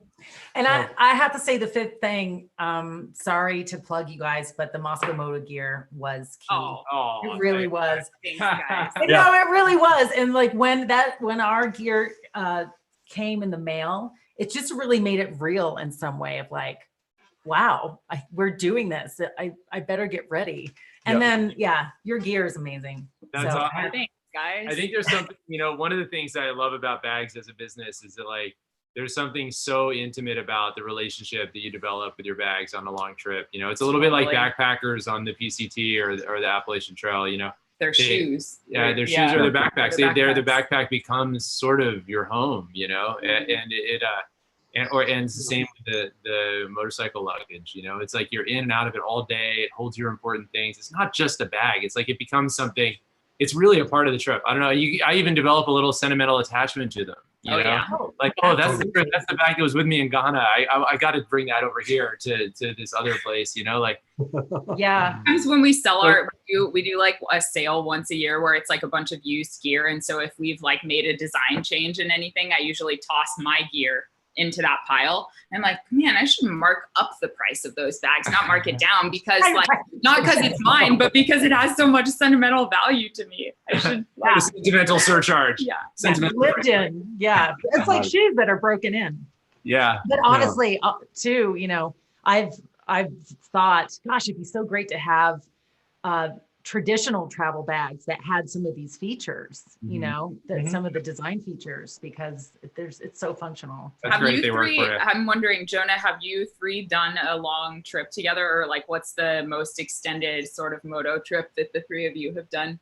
Probably 4 days, something like that. It seems like we're always kind of juggling work schedules. We haven't done a big trip together, but we've done like full self-support backcountry trips that were awesome. Some of my favorite memories. Yep. Cool. Super fun. Okay, and everybody wants to know, and Jonah, sorry, I'm like, I like having you here, so I'm just keeping you. I'm just keeping Jonah because it's fun and I like looking at his face. So, okay, everybody's asking about your tents, guys. What tent did you take with you? We had a Hilleberg Nalo 3 GT. So it is a long tunnel tent. Which was really nice. It's probably close to 20 feet long. It has a tent within a tent. So all of your sleeping one side of it is got a tent in it and you can sleep. It's a 3-person, but as we all know, 3 people tents, 2 people kind of tight. Yeah. But then it has a whole full-on vestibule up front. Nice. That has 2 openings on the other side. So when it's raining, you can sit inside the vestibule. In a chair, put in all your gear and shoot the shit with your gear in there as well, which is really nice. It's a very, very cool looking tent. When I was looking at your Instagram, it was one of the things that jumped out at me right away. I was like, "What is that tent?" Yeah, pretty cool. I owned a mountaineering. Easy to put up. I owned a mountaineering store here in Taos for many years, and as these guys were starting to gear up for this trip, Sam would call me and be like, "Hey, we're kind of thinking about tents. We've been looking at, this brand or this brand. Can you still get us deals with this brand?"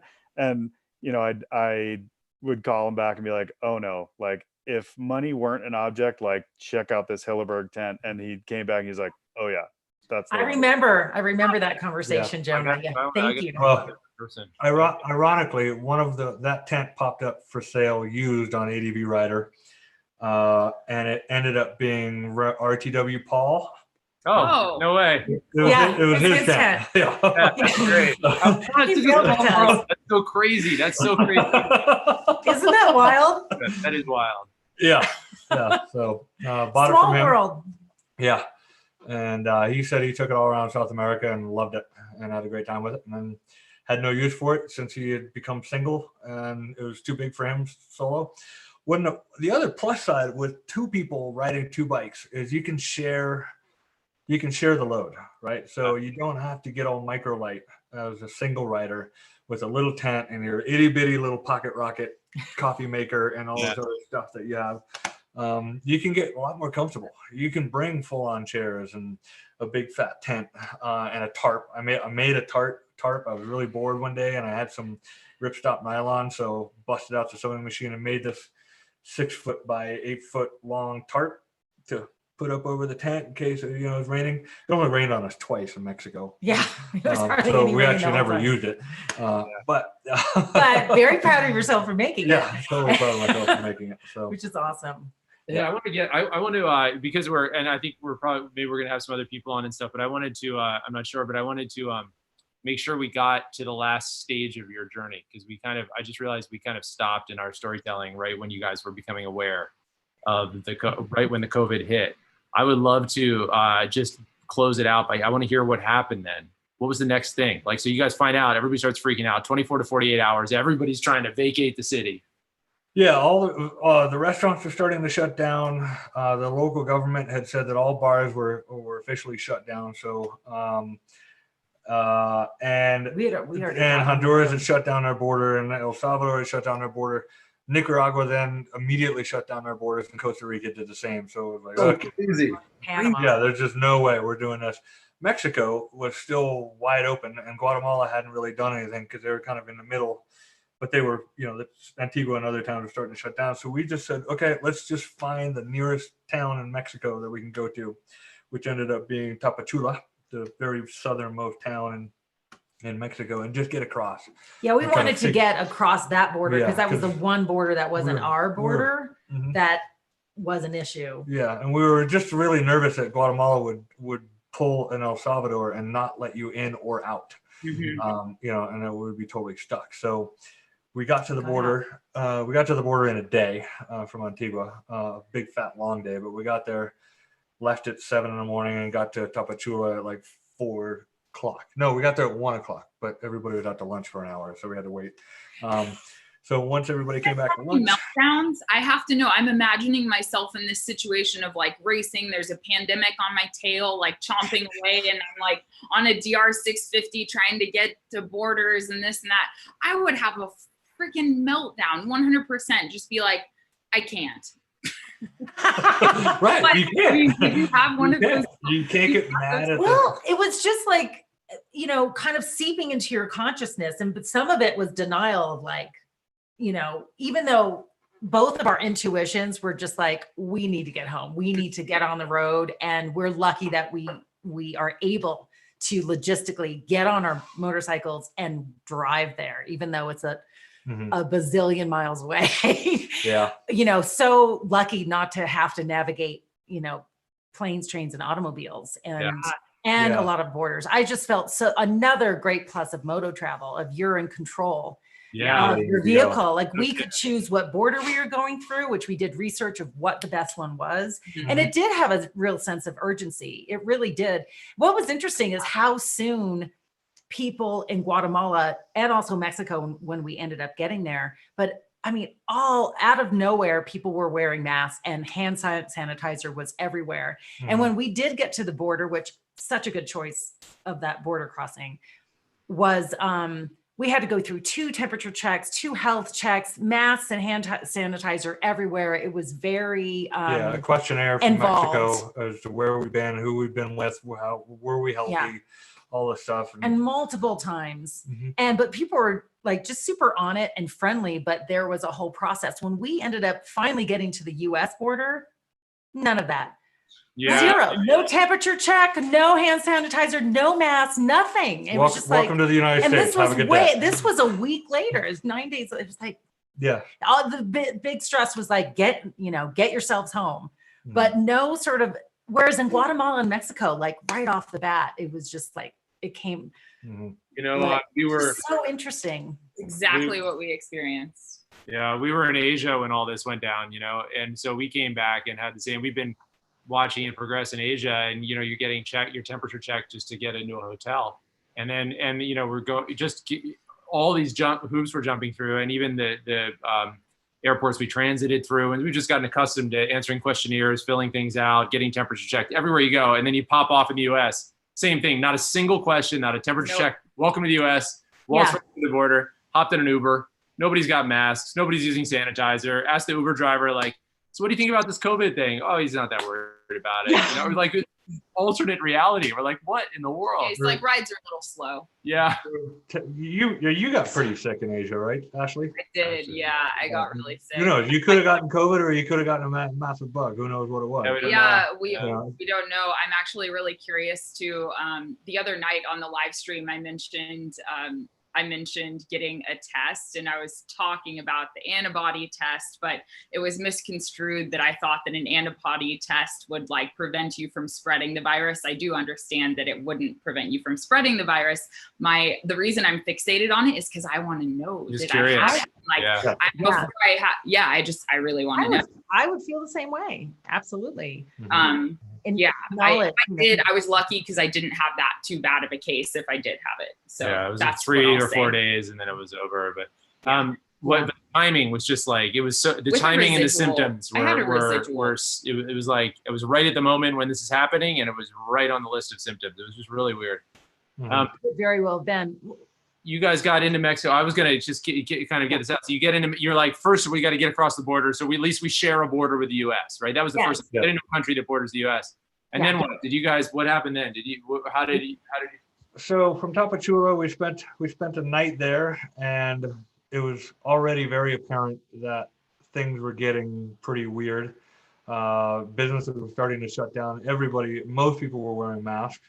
Tapachula was strange because it had a very big Haitian immigrant Population. exile immigrant population. They were trying to get into more of Mexico, so it was this weird outside deal where people were still out and mixing around, and then there were other people, restaurateurs, really trying to be clean and cleaning the tables and hand sanitizers and stuff like that.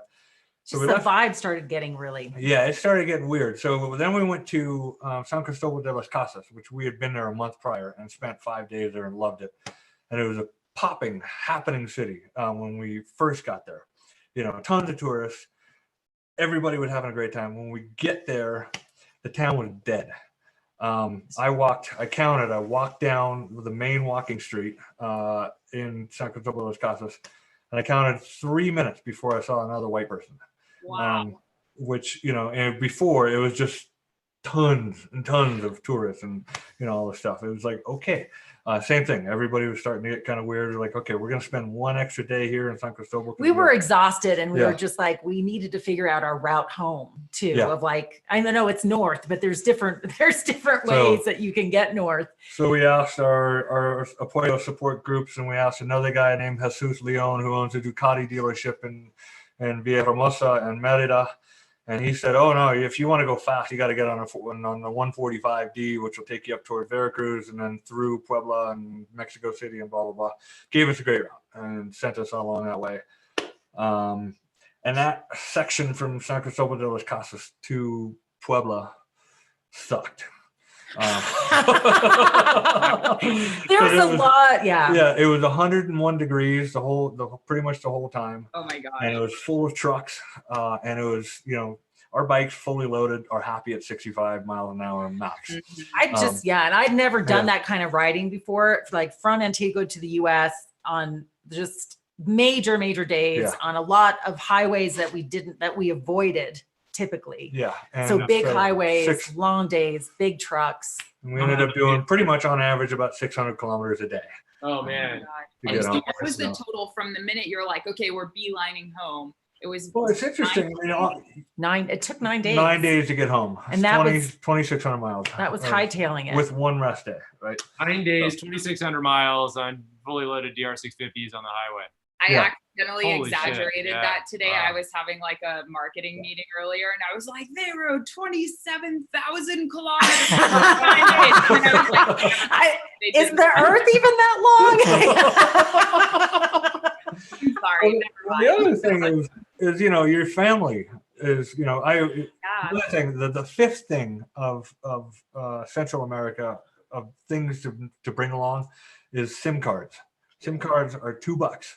And it costs you $20 a month for data and internet for your phone, so you can be in contact with your family, which is also a downside because they're texting you going, are you okay? Be safe. Can you get home?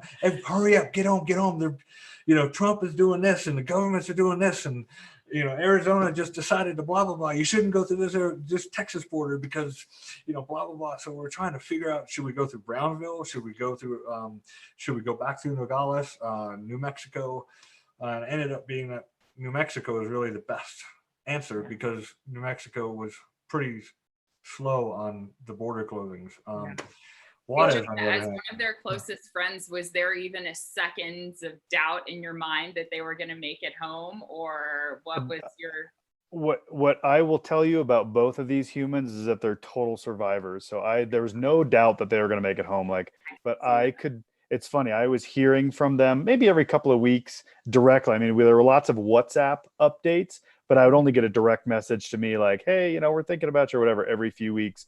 And then as they turned to head north, for the first time in 5 months or whatever, Sam hits me up on WhatsApp and is like, hey, buddy, can you send me some playlists on Spotify? And like Sam and I don't listen to the same music. Like Sam listens to like punk and hardcore and techno, and I listen to some pretty mellow stuff. And to know that Sam was reaching out, like asking for playlists, like, oh man, those guys are slabbing it for long days. Yeah. And that saved us, Jonah. Yeah. Thank you.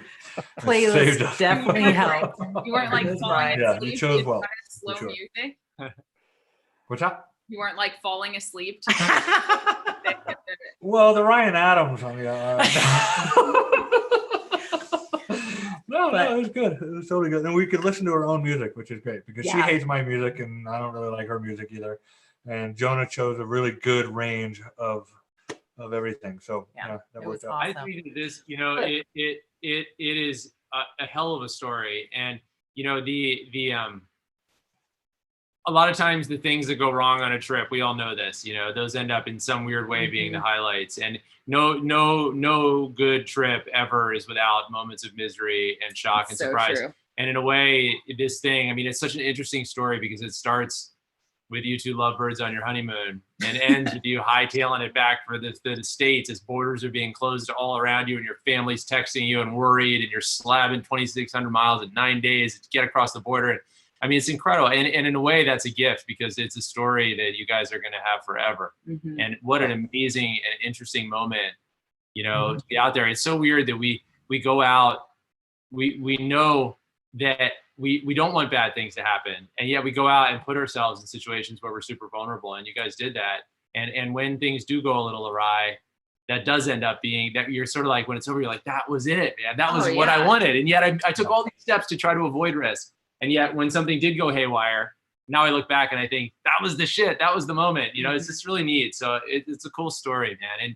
And you guys still just exude so much stoke when you're telling it. It's great. It's totally contagious. Like it makes me want to go fucking ride right now. Like, well, go ride. Get on that ride. We're going. I'd like to say, just if I could for a moment, to anybody else that's listening out there, this ride was initially envisioned as an adventure ride of hitting all the dirt roads, hitting all the high Mexican passes, going from whacked out little village, going over these mountains and going down the other side, to quickly realizing that my partner in crime here different style does not do that. So I had to really dial back my expectations, and it took a little bit. This was part of our learning experience on the beginning of the trip. Took a little bit to really go, okay, just throw my expectations, throw my bro riding expectations out the window and have a completely different outlook on this and make this an adventure on its own. And it ended up being really, really great because instead of freaking sweating through the jungle and going through rivers and going through mud and all this stuff, we met people. We sometimes our shortest day was 6 kilometers. And our longest day on the road was maybe 300 kilometers. Before our haul back. Before our haul back. And that was huge. That was like a 7 a.m. to 6 p.m. day. Because in Mexico, if you take the Libre, which is the free roads, there's no straight roads. There's dogs, there's topes up the wazoo, there's places to eat. And if you stop and slow down and talk to people and attempt Spanish, even attempt it, hola, ¿cómo estás? And speak Spanish like you're speaking English. People giggle, they have a great time, and they really open up and show you what Mexico and Central America is really all about. If you're getting on your bike and hauling ass and just, you got the mentality of just hauling ass and getting from point A, taking the Pan American all the way down to Ushuaia, you miss out on the humanity, on the culture, on on the Tarahumara Indians, to the people of Sayulita and the surfers, to the people of Campeche. The people of Campeche are freaking great. Winston, Yeah.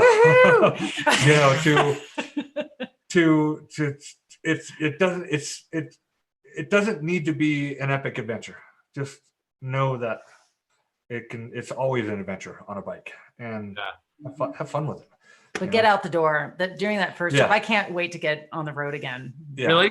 Yeah, I cannot wait. And I'm so inspired. And two things. One, like his brother, my brother-in-law, asked me, we were on the phone with him once in Guadalajara, and he was like, "Are you okay?" He'd been seeing some of like the videos and photos. It's like, "Is everything cool?" And I'm like, "Yeah," because I'd been on some hairy roads.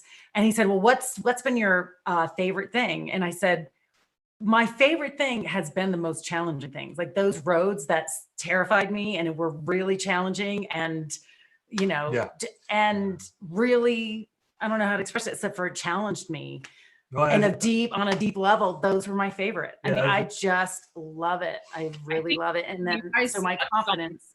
You guys touched on this earlier, that like adventure riding just makes you so tough because there's no option. You have to do it. It's like, okay, well, who's going to come bail me out of this fucked up situation with all my gear and my pouting and my like throwing a fit? Nobody cares. Like, you brought yourself out here, what the hell are you doing? Where are you even going? Like, those would be the questions of a person bailing you out, and that's just not reasonable. So you must continue.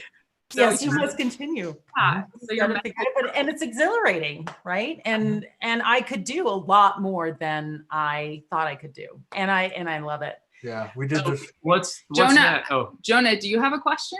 I was just going to say that like my biggest observation watching these guys come home, even after a stressful 9-day charge back across the border, I've known these people for 20 years, and like watching them come home, even under stressful circumstances, they're both in such a good place. It's so inspiring. Like, I noticed that both of their like stress levels have gone way down.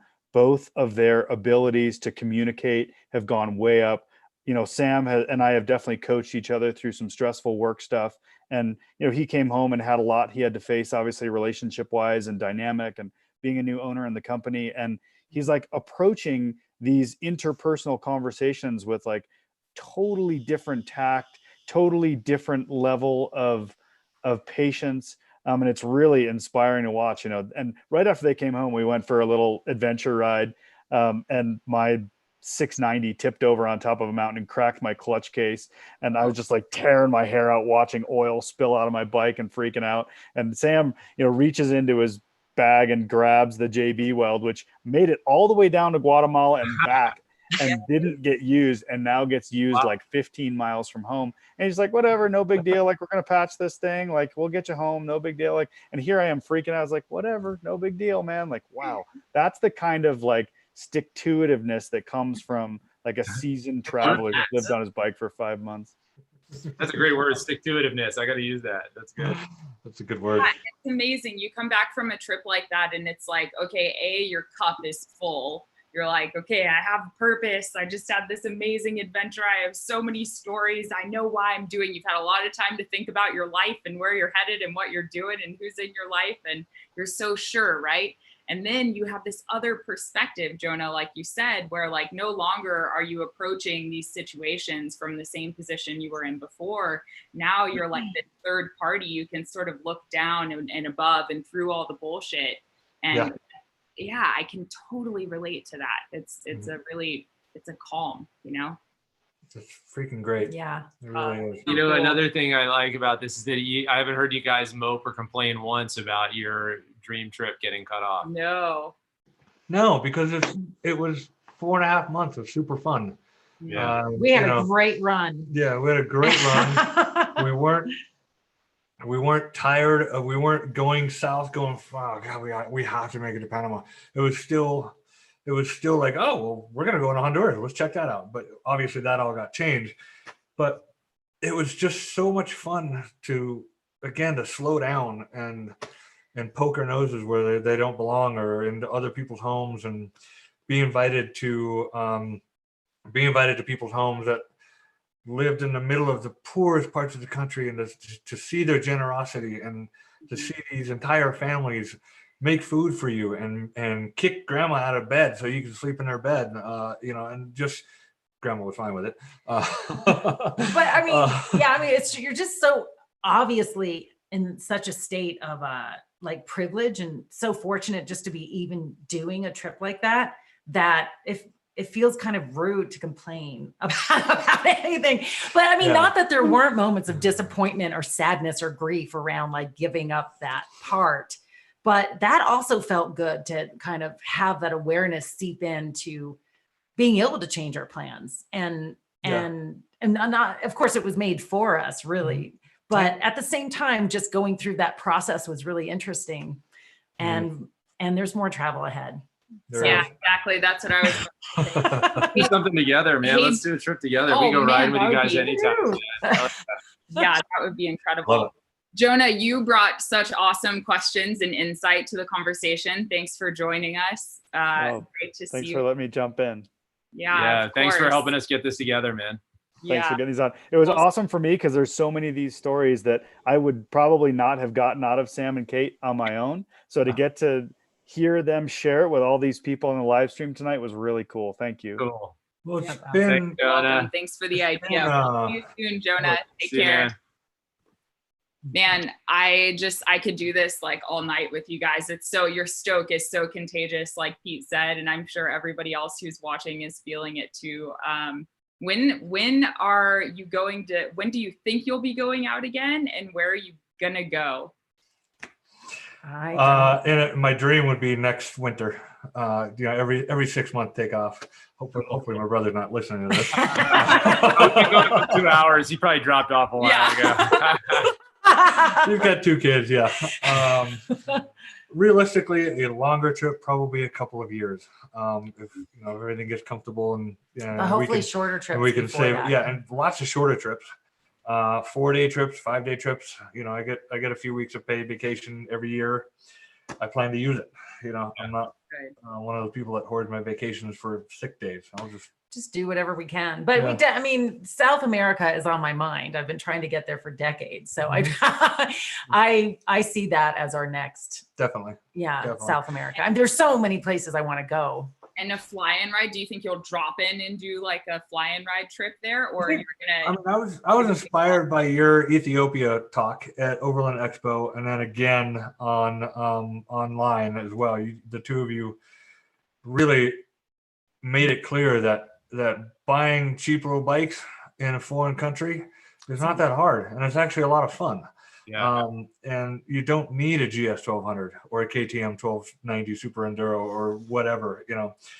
It's two wheels that makes you happy, and if you can put some luggage on it and go have some fun. I love that. 100%. I can't wait to hear back from you guys once you do a small bike trip in some wacky place, because it's a totally different style. It's a different flavor of trip. Sam, like you were saying, you had these expectations going into it that you'd be getting after it and race pace and going up and through the canyons, and then eventually you abandoned that and had a completely different trip. It'll be a totally different type of trip on a 150cc Chinese dual sport.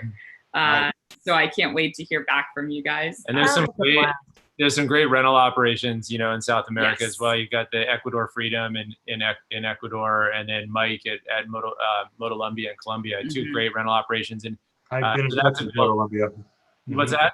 I've been in touch with Motolumbia. Yeah, he's a wonderful guy. Mike and I really set all that up. Yep. We've known each other for a long time, and Court at Ecuador Freedom is also an excellent guy. So for shorter duration trips, those 2 guys are out there. And I bet if you were doing longer duration trips, they'd be willing to help you think about just what types of local inexpensive bikes were available to buy. And they're both really cool guys, and I'm sure would help you with whatever kind of trip and travel you wanted to do. Yeah, and even more than just us here in this conversation, I think anybody who's watching, I mean, right now, those 2 companies, I'm sure all of the rental companies, both in the domestic United States and outside, are all struggling a little bit right now. So even just the conversations about interest of trips to come is probably really exciting for them.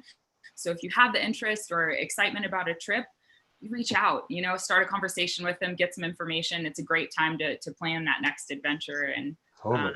Yeah, and it sounds like so much fun, and it makes it so much more accessible than planning a long trip and the logistics that go into it and the time off. I think it's super exciting to plan a shorter trip, like just a couple weeks in Ecuador. like or the shot straight to the arm, you know, instead of like you have this whole journey getting there, which is lovely and really exciting, but you're like straight into it, you know, boom, Yeah. airplane, you're on the bike, those jitters we were talking about, where you're like, oh God, this country, I don't know, what's it like? What are the people like? I don't know. Where have we been going? I'm not sure. You get on the bikes and boom, you're just gone. And then 10 days later you come back. Like Emma with Alternate Adventures in Belize, you know, that's what people do, fly in and it's a great concept. I love it. So thanks guys. I really enjoyed your talk at Overland Expo. The last thing I want to say about our trip home, I loved having the opportunity. It was completely unexpected, but it just turned out that we backtracked through some of the places that we came down through, and the surreality of places being deserted and just how different they were, including San Miguel de Allende. Zacatecas, it just had this really interesting feeling of like, oh, we've been here before. It created this really amazing loop, even to like the last day, one of the last days, we actually passed on the highway Provechada, the guy that introduced us to Apoyo, Mexico at the beginning. The whole Apoyo group. I see these two big bikes and they both stick out their hands and like this and, you know, do the wave. Yeah. And then we're stopped at the gas station and I look at my phone and there's a WhatsApp going, hey, we just passed you guys. It was just such an interesting bookend. It was like a movie. You know, it's like how a movie would be. Yeah. Like, you can't make it up. You can't make that shit up. It's stranger than fiction. Yeah. So, it really is. But anyway, more travel ahead, and let's definitely, for all of us. Thank you guys so much for coming on tonight, and thanks for bearing with us through the technical difficulties. Geez, and everybody at home, gosh, we're really sorry about that, but hey, we're learning, and this is live streaming, so there are supposed to be mistakes. Have a great night, everyone. Sam and Kate, thank you for having us, guys. This is super fun.